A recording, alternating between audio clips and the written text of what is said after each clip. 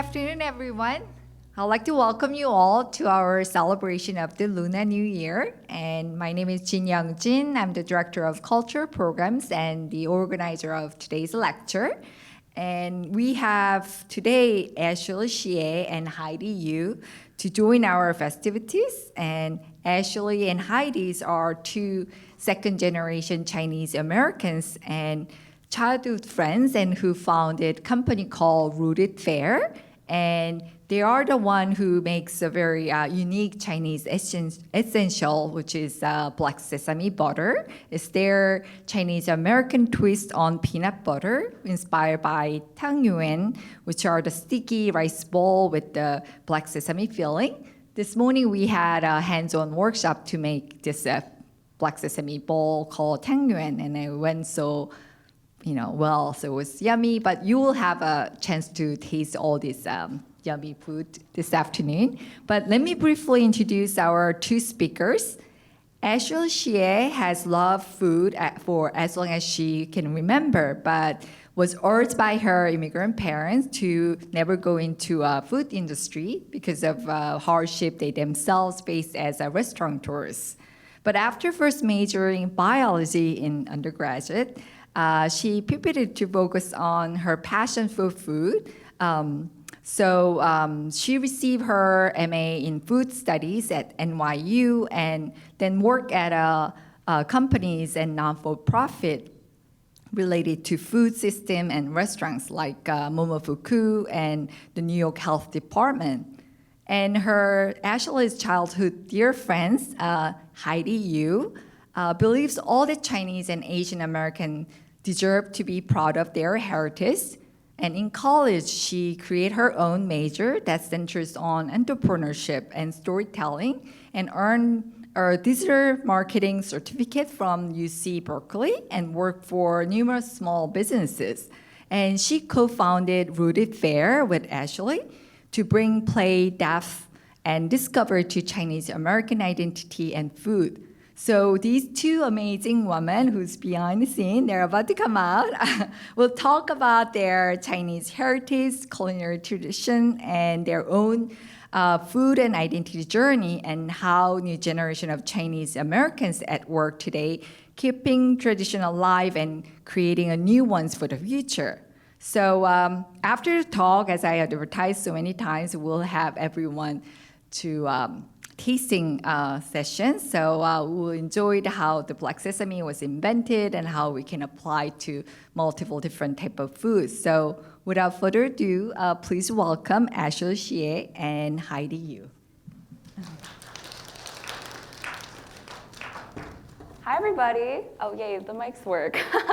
Hello, everybody. I'm Hedy. And I'm Ashley. It's so great to see you all here today. And so we first want to just say Happy Lunar New Year, or 新年快乐, which is how we say it in Mandarin Chinese.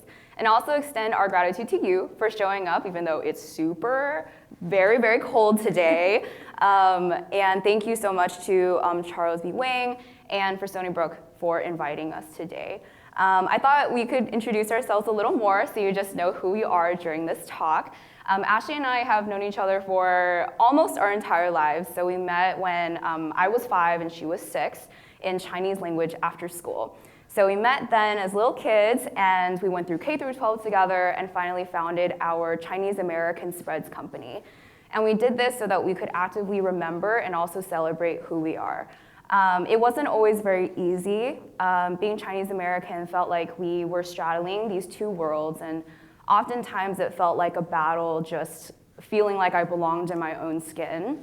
And so it was really difficult, but going to college, I had this chance for self-discovery and just realized how important it is to know my roots. Because just like a tree or a flower, if you can dig your roots deep, that's how you can grow tall and grow wide. And so we had that opportunity. Yes, also we want to talk a little bit just about Lunar New Year. Ashley and I will be talking today from our perspective, so please do keep that in mind. We're two second-generation Chinese Americans, so a lot of what we'll be presenting today, the stories, the traditions, we learned from our own parents and from kind of their parents before them. But we did get the chance to watch videos, do some reading so that we can make this as educational as possible. However, this isn't just a holiday for Chinese people, Chinese Americans, and the Chinese diaspora. It is celebrated by a whole quarter of the world and is a public holiday in numerous countries, including the Philippines, Singapore, Malaysia, and more. So I say this because there are so many nuances. For instance, we'll share later that this is going to be the year of the rabbit, which follows one of the 12 zodiacs within the Chinese lunar calendar. However, for Vietnam, it is the year of the cat, which is an animal that they really love. So they basically were like, no rabbits, cats for sure. And they're celebrated because they are both fierce and strong, but also soft and agile. And so we want to encourage you to be curious and to not allow today to be the end-all be-all of your Lunar New Year learnings. Definitely talk to one another, look into yourselves to see what this holiday can mean for you. So I just wanted to start off by first asking all of us to think about what we associate with this holiday. It could be aesthetics, it can be activities, it can be the things that we eat. If anyone in the audience, I'm just gonna ask for 1 to 2 people to just share things that they might associate with the holiday, and then I'll try to draw some through lines. Anybody?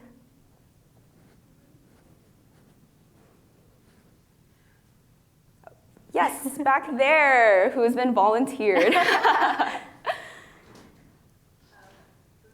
Yeah, absolutely. Yes. Food is so important. Yes, food is really important. We'll have a whole section about that. One that I can point out now is wearing the color red. Red is really big, and I see that SBU is all over that already with the red color. Anyone else? Just one more person. Anything? Oh, yes. Okay, I'll call on you too. Yes, in the front. Absolutely. Yes, 2 things. Perfect. Family, red envelopes, and person in the back? Awesome, yes. Okay. The money part or the family part? Yes, and so, yes, all of those are correct. These are all things that we associate with this holiday and this time of year, but it wasn't always like that. So when Lunar New Year was first celebrated, the meanings were not there. It was through generations and generations of celebration and storytelling that all of these like small traditions, aesthetics, and events came to be tied with this time of year. And so there really isn't like one proper way to celebrate it. As we mentioned, there's so many different ways. Ashley and I's family come from different regions in China, so our families emphasize different things as well. But they all kind of represent the things that we find to be good, because Lunar New Year is all about welcoming this new year and being with those that you love most to celebrate this special time. So I'm going to pass on to Ashley, and she's going to be sharing about one of the most famous origin stories around Lunar New Year. Absolutely. Here are some other traditions that, red lanterns, foods, and money. Red envelopes, yes. So the origin story of Chinese New Year is actually kind of gory and scary. So back in the day, on the last month of the lunar calendar, a monster called Yuan would come down from the mountains and into the village, and they would scare the villagers and eat their animals. And so over time, the villagers started to realize that it was scared of the color red and loud noises and light. So they started banging on gongs and wearing red and lighting up firecrackers. And over time, this necessity kind of became a celebration because it was able to scare away the Nian. And now it's called Guonian, which means to celebrate the Chinese New Year. And then for the calendar, so some of you might have noticed that people from Asian backgrounds celebrate 2 New Years. One that's predominantly celebrated here is just January 1st, and it follows the Gregorian calendar, which follows the sun. On the other hand, the lunar calendar follows the moon. So typically, our Lunar New Year ranges from mid-January to mid-February. And back in the day, the Lunar New Year was created to, find the auspicious wedding date, or also for for farming planning. So some of the months are named after chrysanthemums, peaches, apricots, and flowers when they bloom. And an interesting fact is it wasn't until 1912 when China actually adopted the Gregorian calendar. So for daily life, they still use the Gregorian calendar, but for all the holidays, it still follows the lunar calendar. And then for the zodiacs, it also follows the lunar calendar. So if you might not know, there are 12 animals that represent the zodiac. And even in this Charles B. Wang Center, if you guys haven't noticed, there's a fountain down there with all of the animals. And basically, so basically all of the animals represent something, but back in the day, the origin folk story behind it is that an emperor wanted to name the years after an animal. So he set a race. And originally, the rabbit was going to win because obviously it's fast. But it decided that since it was so ahead of the rest of all the other animals, it decided to take a nap. And slowly but surely, the ox was very hardworking and actually surpassed the rabbit. And it looked like it was going to win. But little did we know that there was a shrewd rat waiting in its ear and actually got the first animal. And so for this year, it is the year of the rabbit, and it's considered one of the luckiest rabbits out of the 12 animals, and it symbolizes peace, mercy, elegance, and beauty. Does anyone actually want to know what their zodiac animal is, or if you don't know what they represent? Yes. Yeah, go ahead. Tell us what year you were born. Oh, sorry. I was looking at you, you were looking at her. Oh, But we could do I'll let both you of do them. it. We'll start with you first. Yeah. Okay, let me see. I don't have them all memorized because they're like 12 whole animals, but let's see what the sheep represents. Let's see. You are calm, gentle, and sympathetic. That's very sweet. How about you? The monkey. That's also my mom. So you are sharp, smart, and curious. Yeah. Thumbs up to that. Absolutely. So I'll let Heidi get into the specifics of Chinese New Year. Yes, and so this is an incredibly important and essential holiday, as we have mentioned already, but some of us may know, some of us may not, that we don't only celebrate this on the eve of the New Year, or even the day of. It is celebrated for a full 2 weeks. And we did this because back in the day, it was actually very hard to travel from place to place in China. And it is a ginormous country, and transportation wasn't always reliable. And since someone over here was mentioning that Lunar New Year is associated with family reunion, and so they gave a whole 2 weeks for someone to travel from where they were to come home for dinner with their families. And every single day of this Lunar New Year celebration, there's something new to do. For instance, in the preceding days, you will prepare yourself and your home to receive all of the good things and the good vibes that the new year will bring. You'll do things like clean the house, you'll put up decorations, you'll also go New Year shopping for the perfect red garment. You all can just go to the student center, buy something red there. You can also offer sacrifices to your ancestors in honor of them. And finally, we also have New Year's Eve, which is one of the most festive times. It's very common, especially in China, for folks to watch the New Year's Gala. And this is by CCTV, one of China's largest broadcasting stations. And you can think of it kind of like the New Year's Eve New York ball drop, in that it has a lot of performances, it's very festive. But the difference is that this New Year's Gala is highly produced. So what this means is we don't have like a Chinese Anderson Cooper getting drunk on live TV. None of that is allowed. But yeah, and it's watched by so many more people. We'll also do things like the Lion's Dance. Fun fact, one of the largest in the country is actually San Francisco. So if you haven't seen it before, we're gonna show a short clip if you're able to. Awesome. Oh, yay.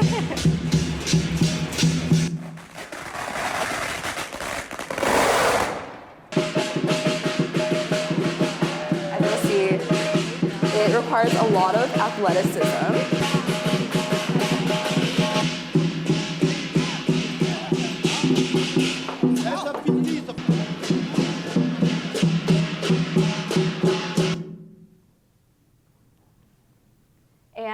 one other thing we'll do is we'll put up Spring Festival couplets. We call this 对联 or 春联. One thing I forgot to mention is that in Chinese, we call it 新年, which is New Year, but we can also call it 春节, which means Spring Festival, as that is kind of where it coincides with the seasons. And spring couplets are our expression of our best hopes and wishes for the coming year. And they're extremely poetic, and it follows a very specific structure. So I'll give you an example. So there's always going to be a top line, and this is a summary in 4 characters. And there's going to be a top and a bottom. In this instance, the top is the left, and the bottom is the right. For these 2 lines, they have the same number of characters, and they have antithetical but related meanings. So I'll go ahead and give you a read here. So the top says, may blessings fill your life, 福满人间. And then the left says, may dragon and phoenix bring you prosperity. The right says, may peach and apricot blossoms welcome the spring. So you'll be able to see kind of the parallels in structure here. One more example is luck will knock on your door. May everything go as you wish in the new year, and may your career rise steadily as you desire. Oftentimes, these are written by hand in calligraphy and pasted on the front door. And as you'll see, you do need a proficient knowledge of Mandarin Chinese, but it did not stop this person from speaking their wishes into reality, and it sure shouldn't stop you. And one more thing that you'll see on doors is this particular character. It is fu, which means prosperity.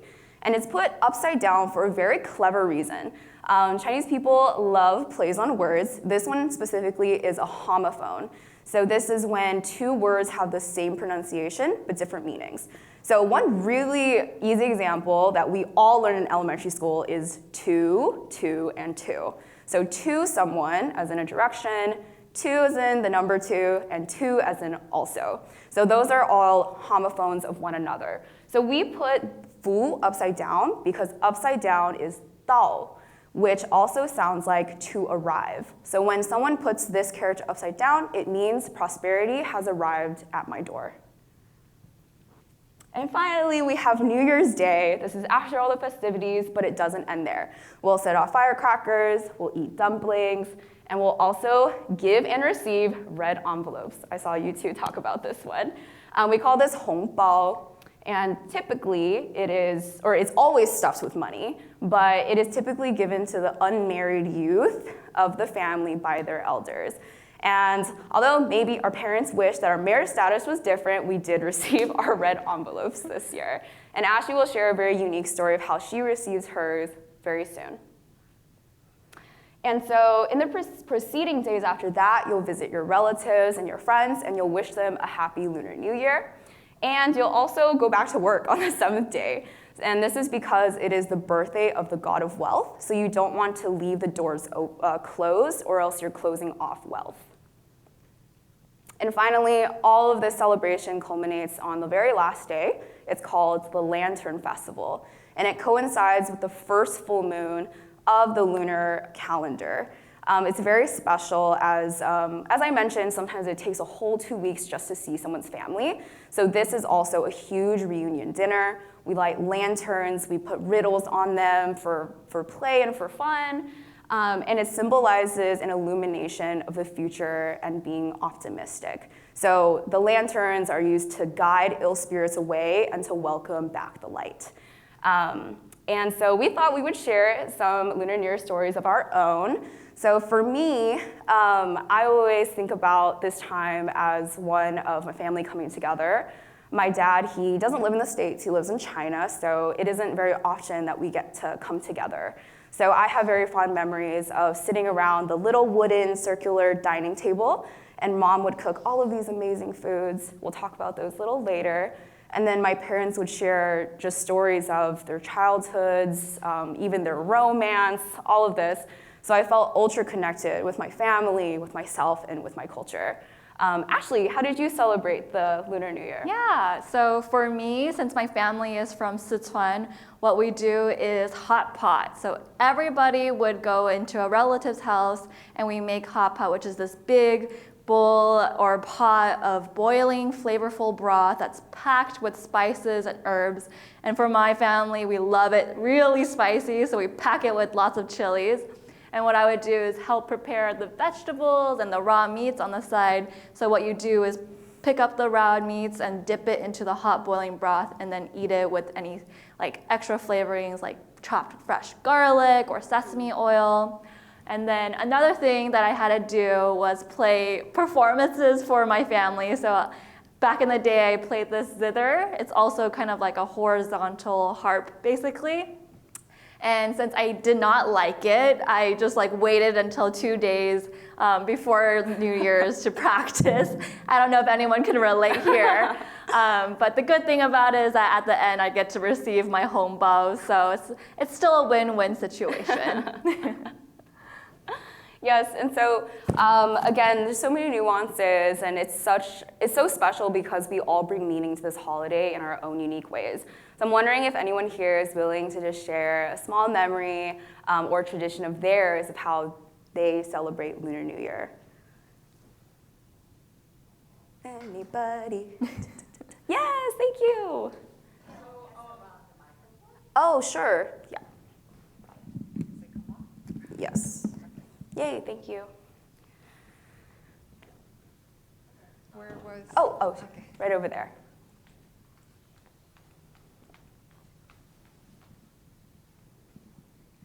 Thank you. Okay, so a couple of days before Lunar New Year, my mom would always like tell me like how she wanted me to make dumplings with her, and like she would make so many dumplings. It would be like plates on plates. So and like we would just like eat them for like a couple days straight, and I would have to like help her with like making it, and like I would have to fold it, but then I'd always forget the next year, so she'd have to teach me again. That's so funny. Yeah, for me, a hot pot was just like a week-long thing, and I was sick of it at the end. I love that. Anybody else? Well, let's pick on one more person, and then we can move on. There's a hand right over there. All the way in the back right there. I'll go. Jinyun's getting some Yeah. exercise today. Woohoo. Love it.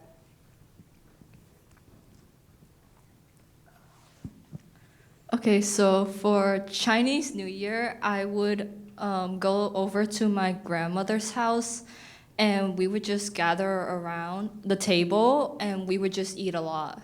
And it would be like all the family members there. Oh, that's lovely. Do you have a favorite food from that time? Is it always the same stuff? Yeah, it is the always, but mine would be in Chinese. It would be fancy. That would be, but it's Canto because. Okay. yeah. Is it the glass noodles yeah, yeah. or no vermicelli, or is that something else? I think it's something. Okay, else. just kidding. Lovely. Awesome. Cool. Thank you so much for sharing. And yeah, again, like don't let the conversation end here. Talk to one another. It's very interesting. Ashley actually shared something very like we have known each other for so long, but she shared a new kind of little nugget of detail when she was talking about the Lantern Festival and how she celebrates it. And it brought me a lot of joy to hear that little detail. So definitely talk to one another. It's a lot of fun. And so I'm going to pass it on to Ashley. We're finally at the food portion. She's going to explain how we incorporate food into all of our celebrations. Perfect. I'm already getting hungry from listening to everybody. So food, as you know, is so important to Chinese culture in general, but especially during Chinese New Year Eve. That's when we have the biggest feast of the year, and I would say it's probably the most important meal of the year because every family member goes. And if you don't go, we actually have place settings for people just to symbolize their presence, and that's really sweet actually. Mm-hmm. Another thing is that we don't eat from chipped bowls because that means something is eating into someone's fortune, and we definitely don't want that. But there's definitely a lot of foods that represent lucky items, so again, the master of puns, we'll go through a lot of them. So the first one is fish, and so some families might steam it. For me, we would chop like catfish that we put into the hot pot. But in Chinese, fish means 鱼, but it also sounds like 鱼 for prosperity. So one common wish is 年年有余, which means may you always have more than you need every single year. Another one is rice cake. In Chinese, that's called niangao, but it also sounds like niangao as in better year. So a common saying is nian nian gao, which means getting better year after year. So that might be like your grades or your career. So that's usually a sweet rice cake that is steamed for hours. It's probably put, like the toppings are probably sesame seeds or jujubes as in red dates.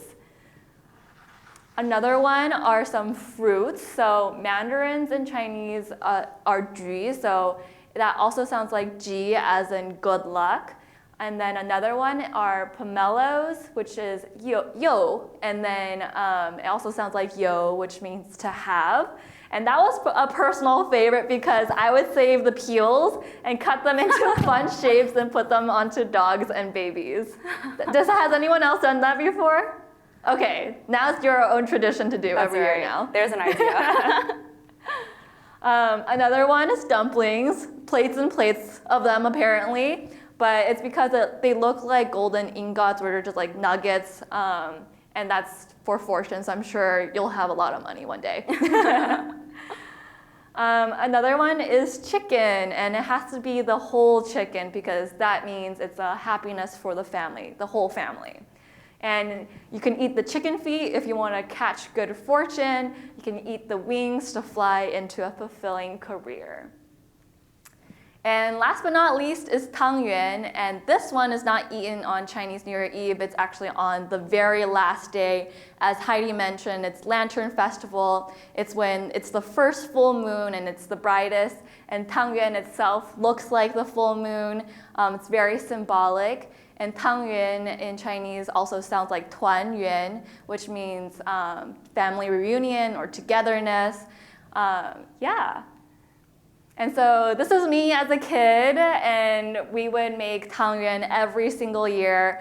As Jin Young mentioned earlier, both of my parents are immigrant restaurateurs, so we would make dozens and dozens of Tangyuan to celebrate the holidays. And they would make it from scratch, so meaning roasting the sesame seeds until they're fragrant and nutty, grinding them fresh, adding lard and also peanuts and sugar. And that was my absolute favorite part, is the middle part. So what I would do is get my little stool and like step on it and go over the counter to steal some of the filling. Definitely not health code, but it was very delicious.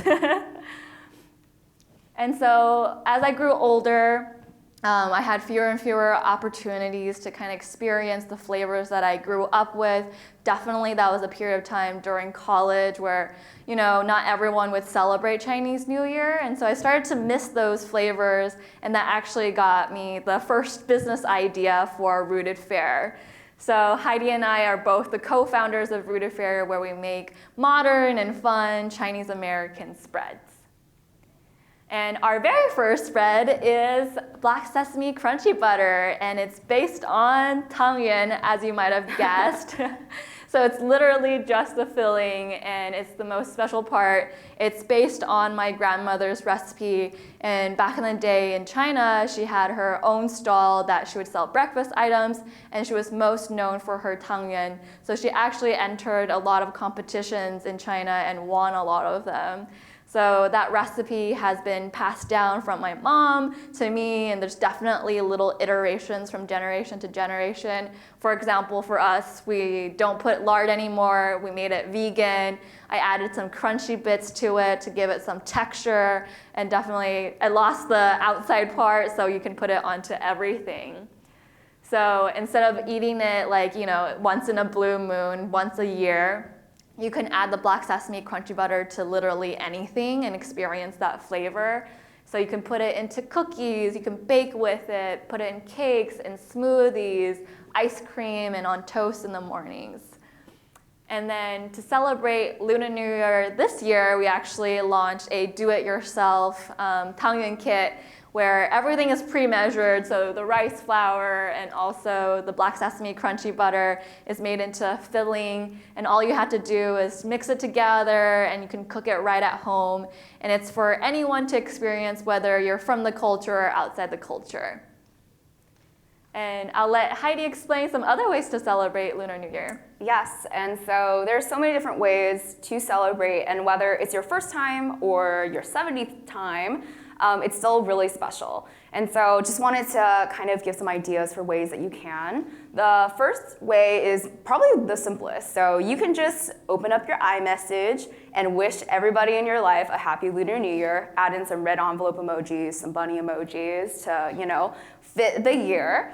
You can also throw a dinner party and try to feature all the lucky foods that Ashley mentioned, and also feature some awesome Asian brands. So for instance, I love the afternoon tea by 3 Gems Tea. You can also, if you have any super cool kids in your life, whether they're yours or someone else's kids you just really love, you can get them a book on heritage and Lunar New Year. We love the one by Little Picnic Press. And then just one more, I think since this time is all about just being super hopeful and imaginative of the year to come, it's wonderful to also reflect on and cultivate some of the positive relationships in your life, whether this is with your inner circle, so your besties, or with your wider community, or even with nature, because that's really what it's all about, the lasting connections that we have with one another. And so we can also go into New York City Chinatown for celebrations. They have, we've heard that it's even bigger than the ones in China. I got to attend one in 2019. I was in China for Lunar New Year, and the fireworks started going off at 11:45 and didn't stop for a whole hour. In China, you can have your own fireworks just like in the street, so it was like very wild, very fun, but apparently here they can do it even bigger. So definitely don't miss it. And so, yeah, thank you so much. This is the end of the presentation. We hope that it was super fun, that you learned something, maybe you reconnected with a part of yourself. And so we'll be opening it up for Q&A. So any and all questions are welcome, whether it's about the celebration, about our business, about us. But first, we're gonna test your knowledge to see if you learned anything. So we actually do have a pretty big crowd, but I was hoping we could separate it into 4 teams. So we will have this aisle be team A. This is team B, and then this is C, and then this one's D, okay? And we'll just be keeping score just for fun, but I'm gonna go over there so I can click. Okay. So I'll be right back. Awesome. So if you haven't played Jeopardy before, Taylor, do you mind clicking Lunar New Year Traditions 100? Yes, awesome. So this will come up, it says the content of red envelopes, and you will answer in the form of a question. So you might say, I know the answer. What is money? And then Taylor, you can click one more time. And then that will be the answer. And then we'll just tally down there. Are we all set to go? We're good? Okay, awesome. We'll just start first with team A. So if you'll give us what on the board you would like to try for first. Ooh, okay, going hard already. Lunar New Year foods for 500. So animal body part that can help catch good fortune. So this is like, wait, can any team do it? I think it's just their team. Okay, sorry. Yeah, go ahead. Yes. What is a foot? Wait, do we have to? Yes, what is a chicken foot? Good. Yay! We'll add 5 points to team 1. Okay. Oh, just kidding. That's great. Yeah. And then do we just? Okay. I think team B goes. What would you like to go for? Foods for 400. We're a very food-oriented audience right now. Yes, we are. Glutinous rice balls eaten on the last day of Lunar New Year. Yes, does anyone know the name? Someone over here? Yes. Okay. Yes, team 2. Awesome. Next one. Okay, team C.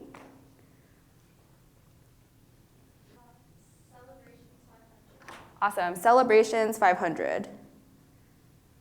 The location where one can see the grandest dragon and lion dance in the US. Oh, what is it? You're good. Yes, correct. Good job. And then Team D.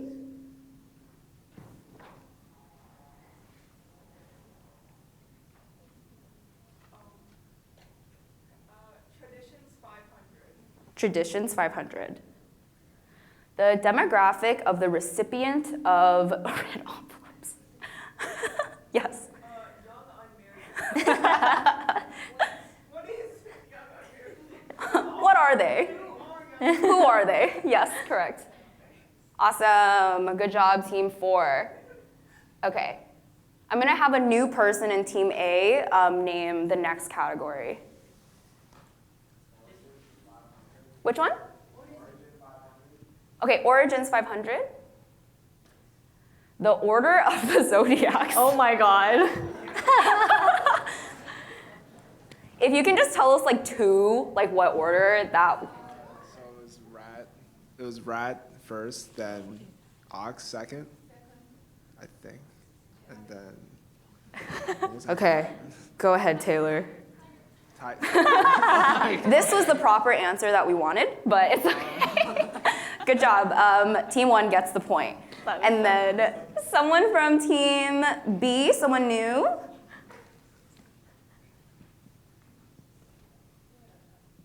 Yes, this is Team B right here.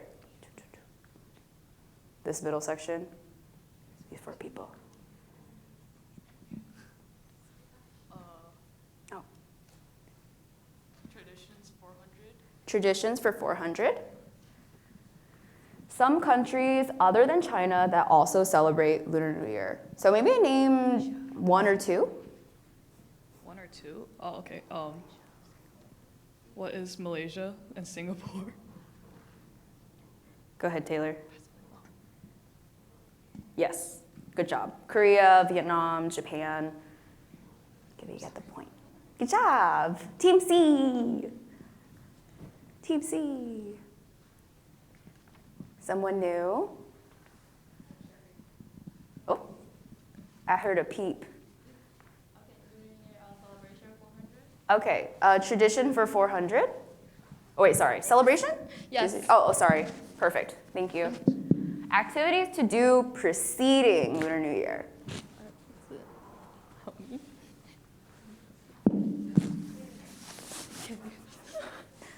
Yes. What is clean your house?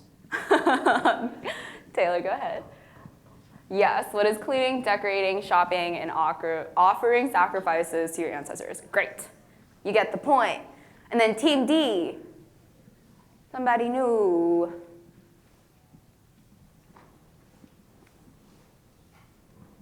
I might just do free-for-all after this, so we'll just do one more with the teams. Yes?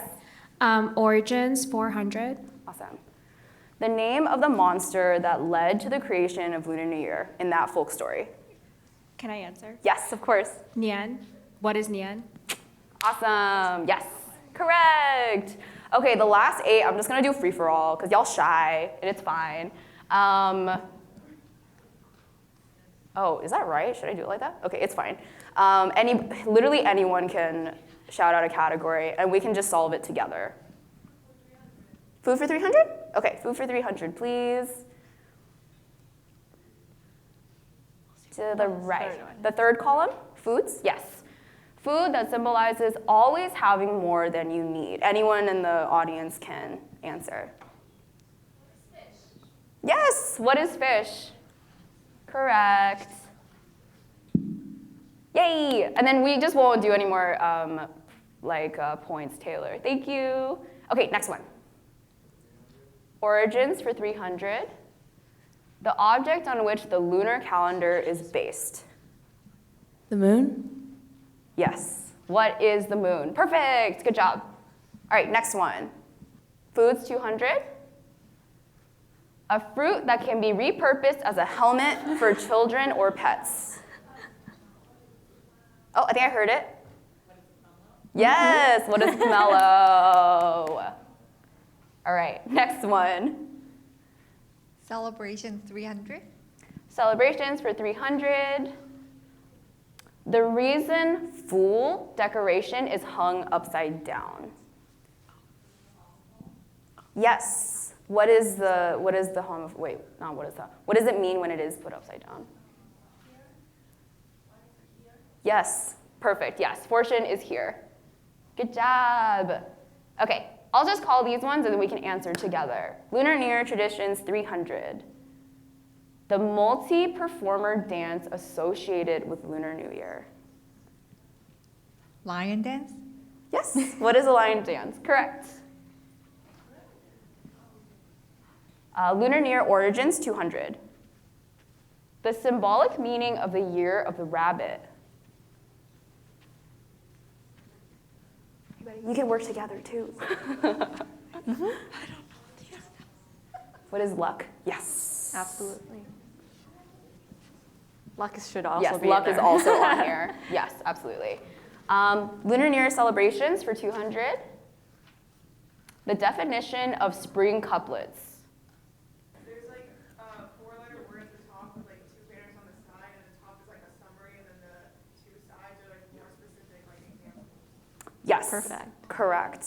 Awesome. Yes, absolutely. So expressing the wishes of the new year. Perfect.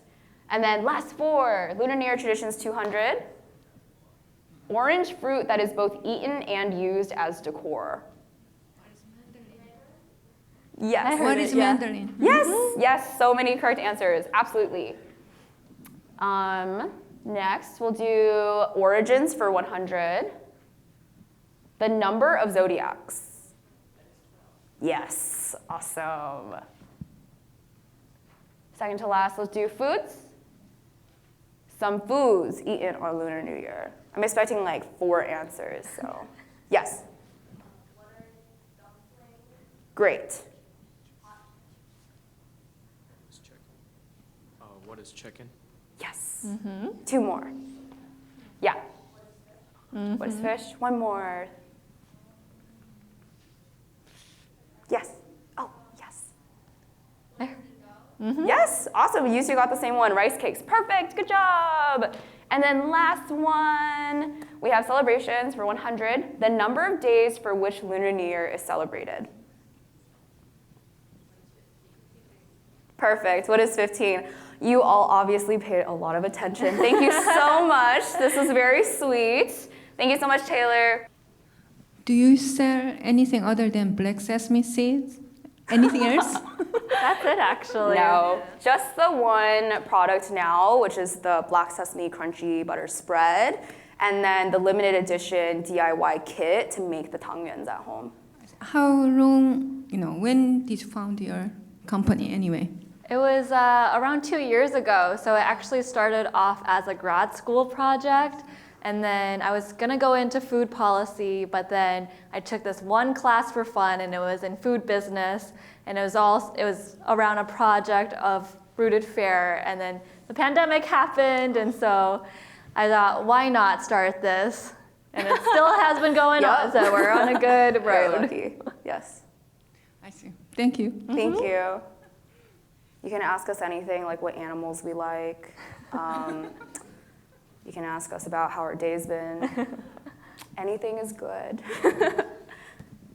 We'll come to you right after. Okay. Can I ask what steps you guys took to start your small business? Yes, of course. Absolutely. So for me, it started off with the class, but right after, so I started doing, and I went to NYU, and then they have a very big business program, so they have lots of competitions, and that was the very low stakes of, oh, do I actually really like what business is? And then I realized, okay, this competition is really fun. And then I also started with pop-ups because it's very low money. You can also do farmers markets, and then just start to see if people like your product. All you have to do is like reiterate and iterate, test, and then slowly but surely you'll gain your audience. But how about you? Yeah, I would say the steps we took, pretty minimal. It was really just making the product and then getting out there to sell. And so much about business is actually listening, I think, and observing. So when we were at those pop-ups, like hawk eye, watching customers taste it to see if their faces lit up the same way that ours did when we tasted it. And then after that, just making small tweaks, trying to learn, trying new things. I think so much about business is just trying things that you don't know if it'll work. And then if it works, you just keep doing that until that doesn't work anymore, and then you try new things. So, yeah. Yes. Can we? Yes, sure. Actually, we should stand together, I was realizing, since we're done with the presenting. After that question, I now have two questions. Okay. One is I wanted to know how you then jarred it after you came up with the idea, how the jarring process comes. And then the second question is, I saw that the pig is the last. Can you tell me some good virtuous things about a pig? Sure. So jarring. So we're both from California, and so there's specifically programs or like rules around like starting your own business from scratch. So there's one law called the cottage food law where you can make it at home. And then for the jarring process, you do a lot of things to sanitize it. So you put it into the oven, bake it, and then you can just ladle it in and cap it, and that's completely legal. And then in the future, you can go to a manufacturer and they'll do it for you. And then the initial design for the label, it just happened that I took some graphic design classes back in whenever, and then I designed the first iteration of our labels. And then for the pig, that is also me. So that means that you enjoy luxurious things and that you're also wise. That's awesome. I think that we can continue our conversation at the tasting table. So, For sure. yeah, that sounds good. Thank you so much all for joining us to celebrate this special. Yeah, thank you so much. Thank you so much. This is our contact info if you still want to talk to us, but we're a little too shy and also don't want to talk to us at the tasting. These are our emails. This is our website, rootedfair.com, and our Instagram, rooted.fair. It's pretty much a two-person team, just Ashley and I, so we're looking at all of the messages and we reply to every single one. So thank you so much. Happy Lunar New Year. We'll see y'all outside.